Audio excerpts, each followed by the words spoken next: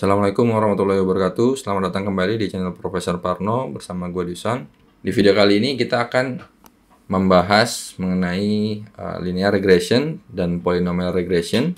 Sama seperti video sebelumnya yang terkait linear regression, akan tetapi kita akan melakukan ini terhadap data multivariabel ya, atau multidimensi.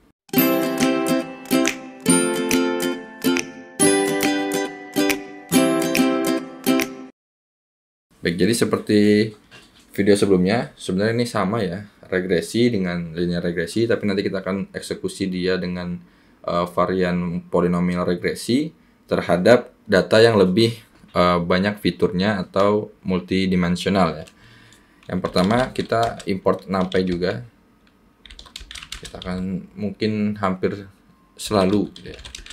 Sklearn, kita import sklearn, kita import si linear modelnya, linear model. Selanjutnya kita juga import preprocessing,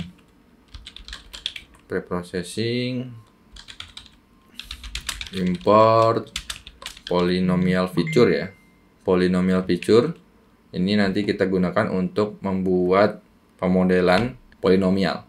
Yang terakhir kita akan melakukan evaluasi regresi, model regresi kita menggunakan matrix, Sklearn matrix yang ada dari scikit-learn. Sorry, ini linear model. Oke, baik. Jadi selanjutnya kita akan input datanya, di mana datanya ini kita panggil load.txt dari file yang ada di folder yang sama. Judulnya adalah multivar regression. Nanti file ini ada di GitHub. Oke, data load.txt error. Sorry, ini mestinya underscore multivar. Kita kasih delimiter di sini koma ya. Oke. Data sudah kita eksekusi. Selanjutnya kita akan membagi dia X dan Y-nya, independent dan dependent variabelnya. Yang pertama, X-nya itu sendiri adalah slicing dari seluruh row dan juga kolomnya kita sisakan yang terakhir ya. Dimana yang Y-nya itu adalah slicing dari seluruh row, tapi yang kita ambil adalah yang terakhir saja. Oke. Kalau untuk jelasnya kita print aja. Ini Y-nya. Ya, Y-nya. Dan ini adalah X-nya. Jadi biasanya kenapa X-nya besar? Ini ada 3 ya, ada 3 kolom ya, karena yang sebelumnya 2. Jadi ini lebih multivariabel 3 kolom. Lanjut, kita akan membagi dia ke dalam data latih dan data uji. Kita bisa pakai trend test split, tapi bisa juga menggunakan cara manual. Misalnya jumlah data latih kita kalikan aja misalnya 80% dari si data itu sendiri ya, dari banyaknya data itu sendiri. Dan X, misalnya let's say Y lah, gitu ya. Mau X mau Y mestinya sama saja. Dan juga di sini kita akan masukkan jumlah data uji, di mana dia adalah totalnya dikurangi dengan si jumlah data latih ya mestinya.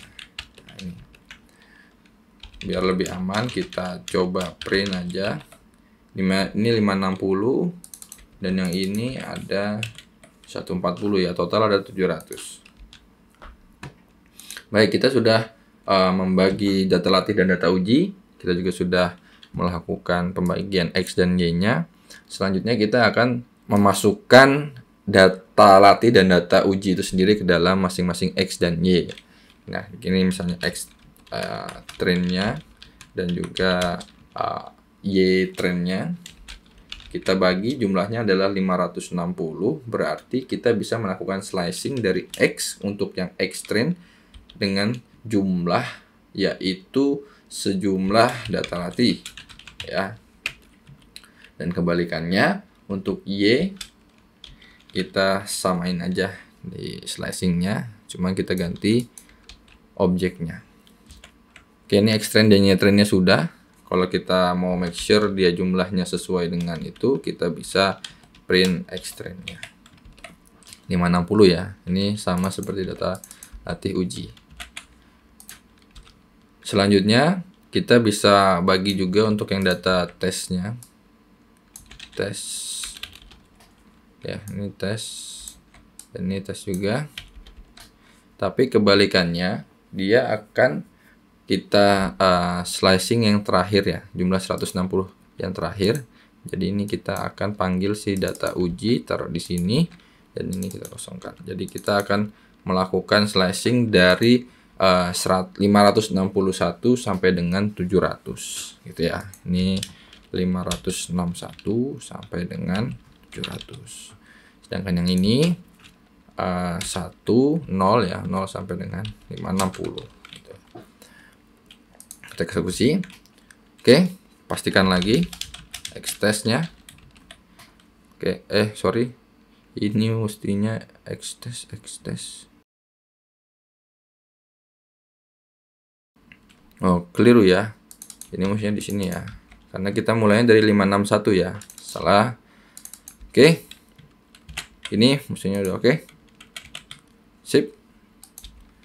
Kita sudah bagi datanya X-test dan X-train-nya sudah kita pisahkan. Selanjutnya kita akan membuat yang namanya regresornya, dimana kita bisa sebut aja linear regresor. Untuk yang linear,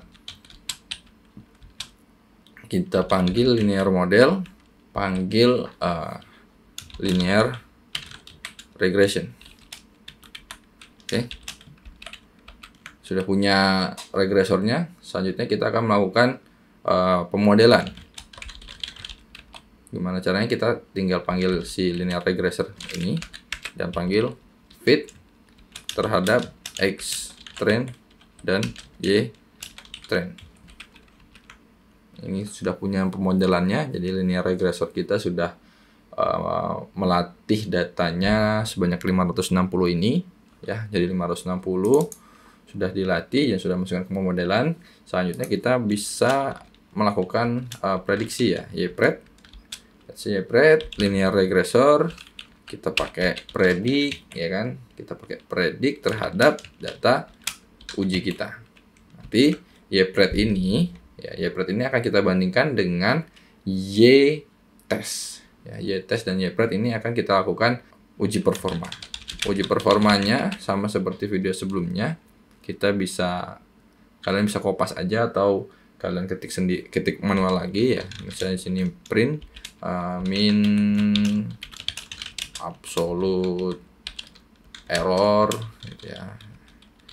Kita isi dia dengan pertama ya, kita bulatkan CSM min absolute error terhadap yang kita bandingkan, yaitu Y-test dan juga Y-pred kita. Nah, jangan lupa juga untuk dibulatkan menjadi dua angka di belakang koma ya. Ini bebas sih sebenarnya. Nah, gini ya. Kalau kalian mau 3 ya juga bisa. Ini min absolute error, misalnya kalian mau panggil lagi yang min squared error. Ya, tinggal diganti aja absolute-nya menjadi squared. Dan misalnya satu lagi kemarin median ya, median absolute error, kita bisa panggil juga sebagai perhitungan performa. Nah, ini median absolute error. Oke, ini untuk performa dari yang linear regressor terhadap multivariable atau multidimensi data ya. Ini ada 3, berarti 3 dimensi karena sebelumnya cuma 2. Selanjutnya kita bandingkan ya, misalnya linear regresi ini dengan si polinomial. Let's say polinomial, misalnya kita mau regresi dengan polinomial ya, polinomial. Sama, misalnya kita panggil dulu si regresornya ke dalam sebuah objek, polinomial, yaitu polinomial feature dengan degree let's say 5 ya, karena semakin tinggi degree-nya semakin baik performanya, tetapi akan cenderung terjadi bisa mungkin terjadinya overfitting ya. Jadi kita perlu adjust degree-nya nanti. Yang pertama kita akan transformasi dulu si extrain-nya. Extrain misalnya transform gitu ya. Dari menggunakan polynomial feature biar nanti si data kita ini dia tertransformasi menjadi data sebaran data polinomial. Extrain. Oke, selanjutnya sudah kita ubah data latih kita.